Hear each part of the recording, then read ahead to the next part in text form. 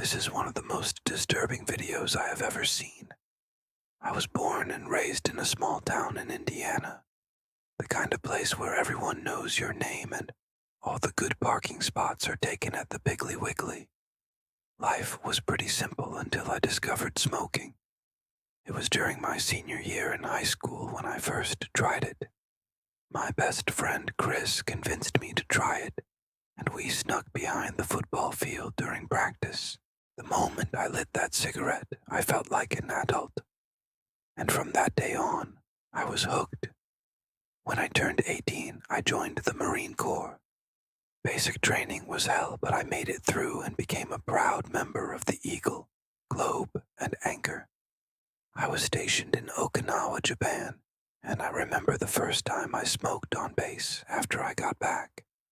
It was like a weight had been lifted. The taste of that smoke was better than any fine wine. That's when my life took a turn. For the worst. I was hanging out with some friends from boot camp who introduced me to something called spice, which is synthetic marijuana. I didn't know it then, but this was the start of my addiction. At first, I could control it, but soon I was smoking nonstop. I even started stealing to get money for more. And that's when my sergeant caught me. He brought me to the brig, which is like a jail inside the base. I thought I was going to be kicked out of the Marines, but they sent me back to my unit. They just wanted to make an example out of me. One night, before a big operation, I was so high I couldn't do my gear check. That's when I knew I had a real problem. After that, I promised myself I'd never touch drugs again. But little did I know, things were about to get worse. It was 2008, and I was deployed to Iraq. We were sent to a place called Fallujah, right in the middle of the Sunni Triangle. If you've ever heard of that place, you know it's no joke. I wasn't worried because I was a Marine, but even I didn't expect what happened next.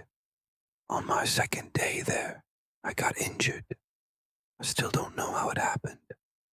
One minute I was okay. The next, I was lying on the ground in pain. My knee was messed up and they sent me back to Camp Pendleton for recovery. That's when things got really bad. At first, I could control my drinking, but then it got out of hand. Soon, I was drinking every night and smoking like a chimney. I'd wake up in the morning not remembering what happened the night before. I tried to stop, but it was impossible. I needed help, but I was too ashamed to admit it. Then came the day my wife found out. She went through my phone and confronted me. I lied and said I'd quit, but she knew I was still drinking. She told me she couldn't take care of me anymore and moved back in with her parents. I was devastated. I missed my son so much it hurt. I wanted to change, but I didn't know how. One day I was drinking heavily and woke up face down in the grass. When I turned over, I saw my wife standing there with a pistol. I thought she was going to shoot me, but instead she asked me if I was serious about quitting. She said she couldn't trust me to take care of myself and suggested rehab. To my surprise, she took me to a meeting and then left. I didn't want to go, but when I looked at the faces of those people, I knew I wasn't alone. Some of them looked younger than me. Others had kids and wives waiting for them outside. There was a guy in a wheelchair, too, who lost both his legs in an accident. The program lasted 6 months and I learned a lot. The scary thing is there are no bad people in AA, just sick ones. The most hurtful part is that you have to admit you're powerless over alcohol. But the truth is, I wasn't ready to admit it. So I dropped out after only 2 weeks. Not long after, I was arrested for public intoxication and spent Christmas in jail. Sitting in that cold cell, I realized I had 2 choices: stay there or get help. This time I chose rehab. In total, I went to 4 rehabs, the last one being halfway in San Diego. After I finished the program, I planned to return to Iraq, but when my unit came back, they told me to stay put. Turned out they were getting ready to deploy again, and they didn't want me to go. I was so ashamed. I couldn't believe they didn't want me, so I started seeing a psychologist. He helped me realize that I could still serve my country without going to war. I was transferred to a headquarters unit and later got a job in administration. Things were looking up. I had a great boss and was starting to feel like myself again. I even got a promotion and felt like I could take on the world.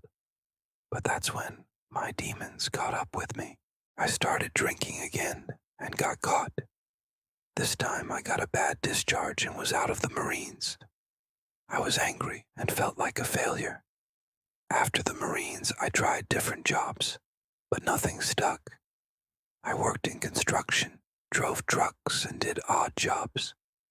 During that time, I met a woman named Jackie, who became my fiancée. I started drinking again, but she always supported me and pushed me to keep trying. I can't thank her enough for that. I had my ups and downs, but eventually found a job I liked. I was working for a company that transports military vehicles. I loved driving and soon became one of the top drivers in my category. I was happy with my job and felt like I finally found something I could stick to. Meanwhile, my stepson, Ricky, grew up and followed in my footsteps. He joined the Marines, but he wasn't cut out for it and soon came back home. Now he works in the oil fields and is doing well for himself. These days, I wake up early, have coffee, and watch the sunrise. It's peaceful and makes me feel alive. Sometimes I go fishing and spend time with my dog. I'm also involved in animal rescue and help take care of dogs and cats. I enjoy giving back and helping animals in need. I don't drink or smoke anymore, but sometimes I miss it. When I look back on my life, I see a pattern of mistakes. I know I'm not the only one with a similar story. There are many good people struggling with addiction and mental health issues. My advice to others is to keep trying even when you feel like giving up. Don't let your past define you. It's hard, but with determination and help from others, you can overcome anything. Today, I'm in a good place. I found peace and happiness after a rough journey. I hope my story inspires others to keep going and never lose hope. Thank you for listening to my story. If you've made it this far, I appreciate you taking the time to hear my journey. I hope my story has taught you that no matter how dark things may seem, there's always a glimmer of hope waiting around the corner. Remember that you're not alone in your struggles, and reaching out for help is a sign of strength, not weakness. Take care and see you in the next video.